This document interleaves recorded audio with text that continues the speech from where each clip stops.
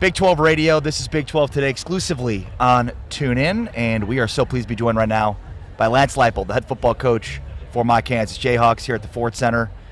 Coach, it feels like a year later, a lot's changed around the program, specific to the stadium.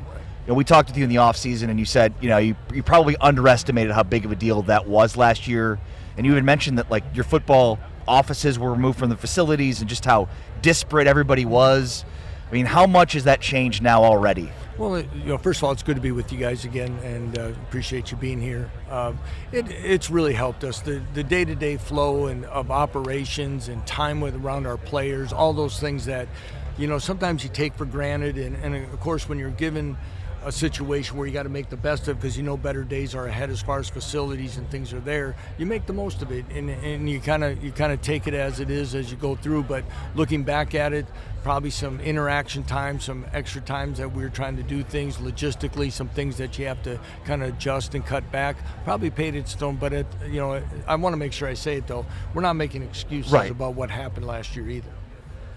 My biggest question is, whose season do you plan on ruining this year? Because last year it was BYU, Colorado, Iowa State. You guys got hot at the tail end of last season. Well, yeah, we started to put it all together. We tried, I think we became the team that we thought we could be all year, and that we didn't get off to that type of start. And, ruining those seasons, we kind of look at the teams that ruined our season too. Because when you start talking about, Arizona State, the end of the UNLV game, Illinois, mm-hmm. K-State. We can just rattle them on, and it was just like, how was one going to slip away from us? And but I think what you're referring to again is, if we play to our ability, like a lot of teams in this conference say, anyone has a good fighting chance.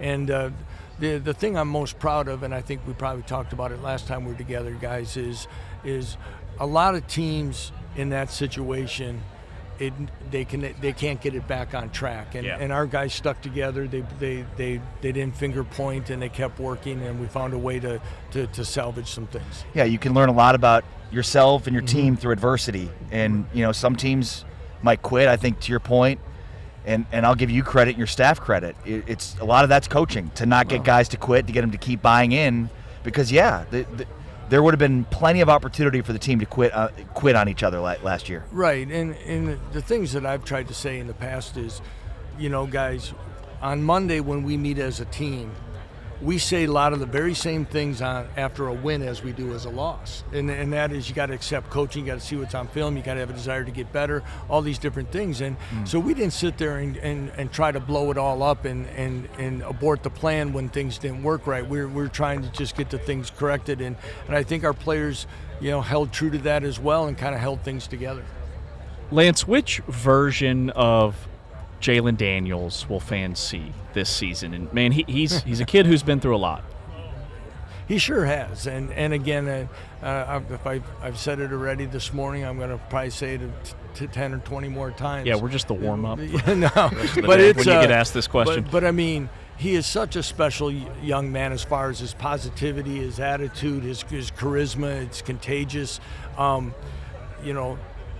Not only for our team's sake and whatever, I'm pulling for Jalon Daniels for the person he is and what he's been through. And in today's college football atmosphere, I think most guys like Jalon Daniels would have had a reset button and gone somewhere else. Yeah, agreed. And for him to stay with it and to stay loyal to Kansas and all of that, I think, again, is when he's playing his best, he's as good as anyone. I truly feel that, and he has shown those flashes, and I think he is bound to determine in many different ways to make this his best season yet, and I look forward to seeing that. Well, and more to that point, you didn't recruit him.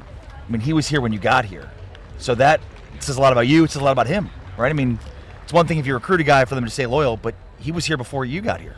Yeah, and that goes back to the type of person, he's not an excuse maker. He's a trusting young man that when you put it out there of, hey, am I being coached? Am I given an opportunity? Does this fit me where it's at? And that's where, again, that makes him a special leader who he is. And you're right, because a lot of guys go, well, this changed on me and this and that. And now he's gone through another coordinator. So in his time here, he's really going to be on his really, if you count even the spring before we arrived, he's had more coordinators than anybody could shake a stick at. That's a great point. And he's kind of just gone through that and believed in what we're doing.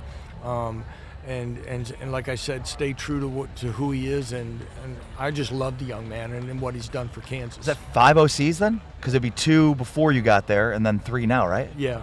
Wow, that's a lot. But again, he's been an academic All-American, and again, when you go through of learning different terminology and do it. Now we've kept it very similar for him these last 3 times, but.